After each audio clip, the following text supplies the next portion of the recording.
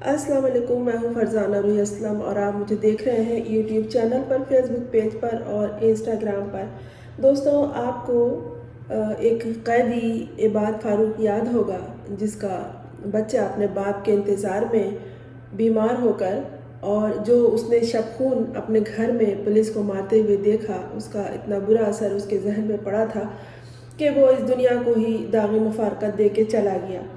اب اس سے بھی بڑا ایک سانحہ ہوا ہے، اور جب مجھے اس کی اطلاع ملی اور یہ خبر ملی تو میرے سمجھ میں نہیں آیا کہ میں اس پہ کیا کہوں، کیونکہ دل کو دہلا دینے والی کہانی ہے۔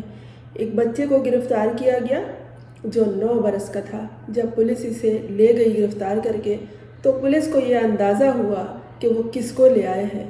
بچہ عام بچوں کی طرح نہیں تھا، وہ اسپیشل بچہ تھا۔ جی ہاں، وہ اسپیشل بچہ تھا۔ اسے تو وہ گھر چھوڑ گئے، لیکن اس بچے کے باپ نے بتایا، جس کا نام گل ظفر خان ہے، جو PTI کے MNA رہ چکے ہیں اور باجوڑ سے ان کا تعلق ہے، اس وقت ان کے گھر میں جرگہ ہو چکا ہے۔ اس جرگے میں قبائلیوں کی بڑی تعداد کے علاوہ مختلف زبانیں بولنے والے لوگوں کے نمائندوں نے، عمائدین نے شرکت کی، اور ان کے گھر میں یہ جرگہ ہوا گل ظفر خان کے۔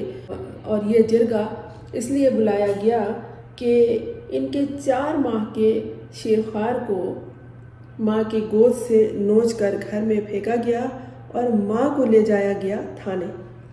ماں کو جیل میں بند کر دیا گیا اور یہ شیرخوار اکیلے گھر میں تڑپتا رہا۔ اس گھر میں کوئی انسان نہیں تھا۔ اس شیرخوار کو یقیناً یہ مدر فیڈ پہ ہی ہوگا اور اسے ماں کی گود کی ضرورت تھی۔ عموماً تو ماؤں کے ساتھ بچے جیل میں ہوتے ہیں، لیکن یہ انتقامی کارروائی کی حد تھی کہ بچے کو گھر میں پھینک دیا گیا۔ پھینک نہیں ہوا، جب 4 ماہ کا بچہ ہو، شیرخوار ہو کوئی، اور اسے اس کی ماں کو جیل میں لے جایا جائے تو رکھنا تو نہیں ہوا نا، پالنے میں تو کوئی رکھ کے نہیں گئے تھے، وہ اسے پھینک کر گئے تھے گھر میں، اور وہ گھر میں اکیلا تڑپ رہا تھا۔ سینکڑوں قبائلی عمائدین ہیں وہاں، اور اس میں ہزاروں پولیس اہلکار بھی ان کو گھیرے ہوئے ہیں، اس لیے کہ یہ جرگہ کیوں ہو رہا ہے۔ جرگہ ان لوگوں نے اس لیے کیا ہے کہ بات حد سے زیادہ بڑھ گئی ہے، اور وہ وہاں یہ بات طے کر رہے ہیں کہ آئندہ کسی کے گھر پہ شب خون مارنے نہیں دیا جائے گا، نہ کسی ماں کو جیل بھیجا جائے گا بغض میں، اناد میں، حسد میں، جلن میں، اور نہ ہی کسی بچے کو اس کی ماں کے گود سے نوچ کے گھر میں اکیلا بھوکا پیاسا اور ظاہر ننگا ہی ہوگا وہ گھر میں چھوڑ دیا گیا ہوگا تڑپنے کے لیے۔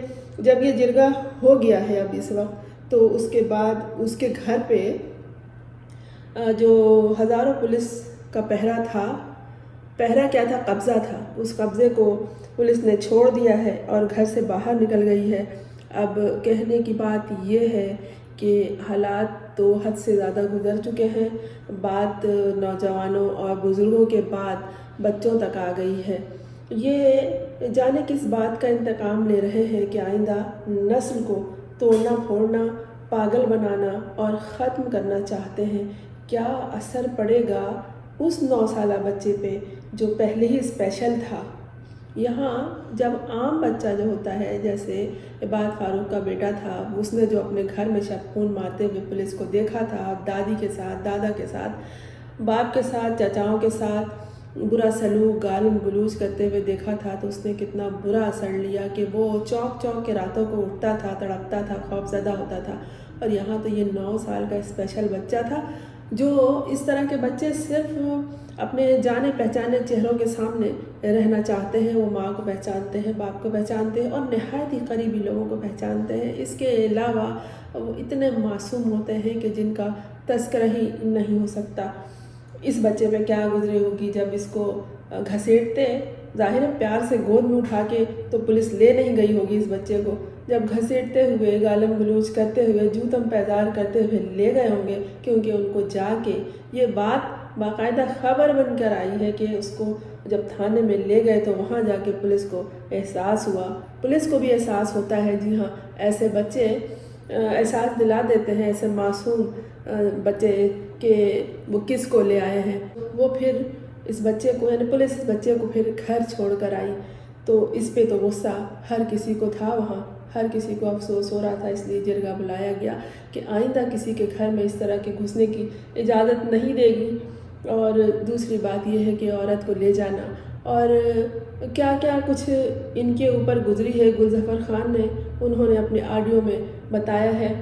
بات یہ ہے کہ اس طرح کے جو معصوم ہوتے ہیں کسی گھر میں کسی علاقے میں، تو اللہ ان کے ساتھ بہت ساری رحمتیں بھی نازل کرتا رہتا ہے، بہت ساری آسانیاں بھی دیتا ہے گھر والوں کو، والدین کو، خاندان کو، علاقے کے لوگوں کو، شہر کے لوگوں کو. بہت سے لوگ ہیں جن کے صدقے میں سب کچھ چل رہا ہوتا ہے، بہت سے نیک لوگ ہیں جن کی وجہ سے یہ دنیا چل رہی ہے.